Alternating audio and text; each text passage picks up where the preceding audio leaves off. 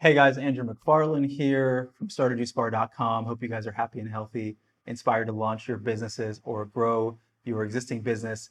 Today, we are talking about 3 reasons why I like glass bottles. Before we dive into today's topic of conversation, if you guys are new to the channel, welcome. If you don't know who I am and you don't know what we do, over the last decade, myself and my company has had the pleasure of running our own juice bar concepts, as well as supporting hundreds of people all over the world launch and scale successful juice bars, acai bowl businesses, juice trucks, smoothie cafes, and more. All the information on this channel is coming from this wealth of experience. And now, actually, before we dive in, an early invitation to press the like button. That obviously is going to support the channel. Our mission is to empower more entrepreneurs in making the world a healthier place. I would imagine yours is the same. So pressing the like button is going to expose this content to more people. It's free. Thank you. Early invitation to subscribe to the channel. We're releasing videos like this all the time. Press the notification bell so you get alerts and you're the first to see the videos when they're released. Now we will dive in. Oftentimes this debate will come up. Should I use plastic? Should I use glass?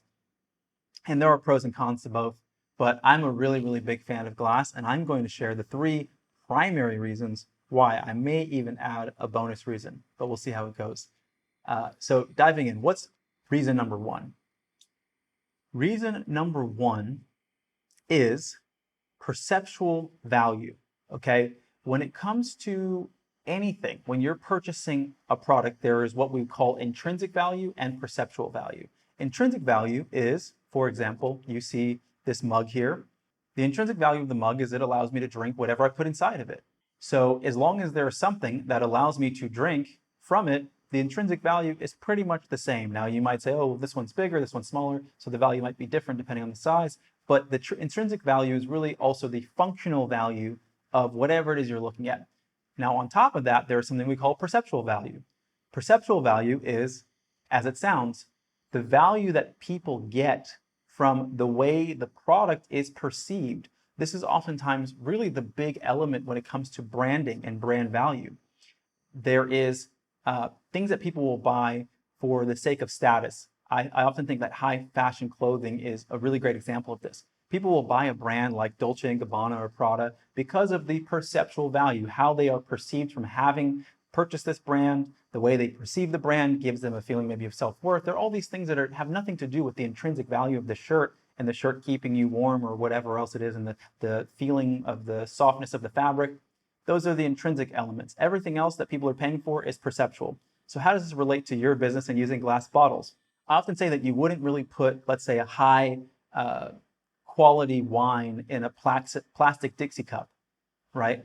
Because the way you perceive the wine, the way you experience the wine, and I'm not a wine drinker, but people who do, people often put them in wine glasses. They wouldn't even put wine in a mug. Why? Because the experience of the wine and the way people taste it is also surrounded by the perceptions they have and the value they have of that product.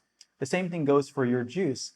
If you want customers to perceive the value of the juice being very high quality, well thought out, there is going to be a different perception if you put it in plastic versus glass, okay? So that's the first thing. If you want to elevate the brand and you want to have a high perceptual value of your product, glass is a great element in that.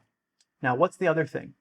Secondly, if you are reusing your glass bottles, so you have some sort of program where you can have customers bring them back, you can sanitize them, all of that, there's a great environmental impact. Now, there is going to be, and I don't know what the number is because I did a podcast with a gentleman that was really great, and you can check it out if you want, it should be on the channel somewhere, where he was talking about the environmental impact of glass versus plastic, and it really depends on how many times someone uses the bottle, and it may be something like over 30 times, it could be 100 times that a bottle's in circulation, where it actually becomes more environmentally friendly than plastic, because glass oftentimes gets shipped from China, Mexico, or other places that are not made in the country that you're probably in. And for that reason, there is an environmental impact that has to be accounted for. But all that being said, if you do have a reusal program, over time, the value of that glass becomes better for the environment. So that's my second reason. Number 3, and this is probably the biggest one. And I said I was going to give you a little bonus. I'll kind of pair these two together because they are connected. When you have a either buyback program or credit program or discount program that incentivizes people to bring the bottles back, guess what? People are going to come into your store more often. And I often say there's only 3 ways that any business makes money. 1, to get new customers. 2, to get existing customers to spend more money every time they come. And 3, to get those existing customers to come into your business more often. And so this will play a part in that 3rd reason, to get people to come into your business more often, which therefore will get them to spend more money more frequently. And then hopefully you can get them to invest more money in your products as you market your products, better and better and better.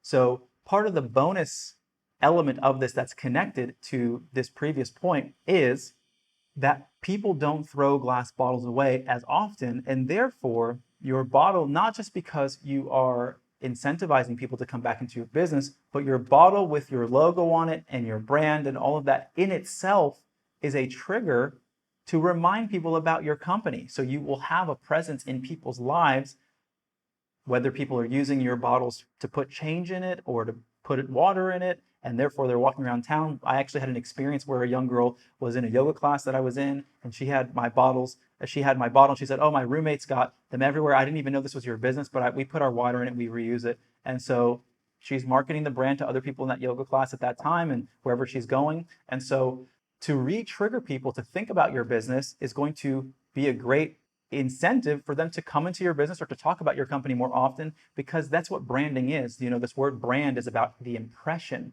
The impression is all about having mental, emotional real estate in people's awareness so that they think about your company more often and therefore engage with your company more often, right?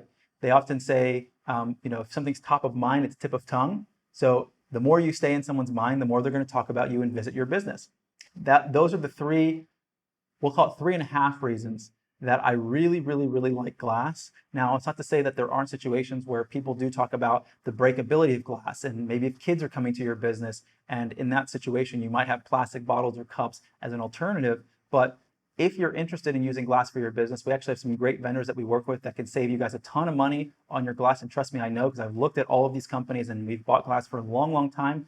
Reach out to me personally at Andrew@StartAJuiceBar.com. if you want to learn more about that and how we can help you with that. And if we can help you with any other aspect of your business development, we've got a full spectrum development and consulting firm to help you go from wherever you are to wherever you want to be. Hope you found value in this video. Press the like button if you haven't yet. Like I said, it's free. Questions or comments, you know where that goes. Subscribe if you're not subscribed. Hit the notification bell. If you're not following us on Instagram, you definitely want to do that. You can find us at StartAJuiceBar.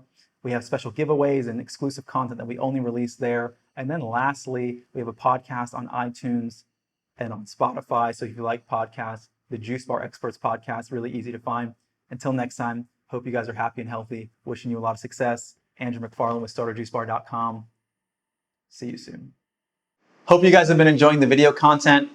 If you are inspired to launch your juice business, but you're not exactly sure what steps to take, for you, we've created a free ebook, 15 Steps to Starting a Juice Business from Scratch. This is going to give you a high-level overview of everything you need to do from where you are now all the way to opening your business. Now, if you want to go even deeper, we've created an online course, the Juice Bar Master Blueprint. This is going to go into great detail into every aspect of starting your business, everything from branding to menu development to finding the right location, the equipment that you need, and so much more, all the way to launching your business. There's links for both of these in the description below. I know you're going to find a lot of value out of them. As always, hope you guys are happy and healthy, wishing you a lot of success, and I'll see you at the next video.